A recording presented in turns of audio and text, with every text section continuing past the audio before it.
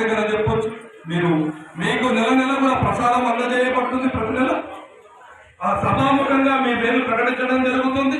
చక్కటి ఇది సాంప్రదాయం. మీకు కూడా అనుగ్రహం ఉంటుంది భగవంతుడు.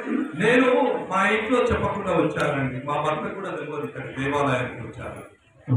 కానీ దేవాలయం నుంచి ఇంటికి పోయిన తర్వాత మీరు చాలా వ్యాపారంలో చాలా మరి బిజీగా ఉన్నారు.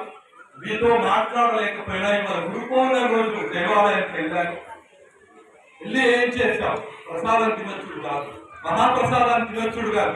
దేవాలయం యొక్క నిత్య నిర్వహణ కార్యక్రమంలో దీప ధూప నైవేద్యాలకు నా వంతు 500 నేను మిమ్మల్ని మనసులో తలుచుకొని ఇచ్చాను.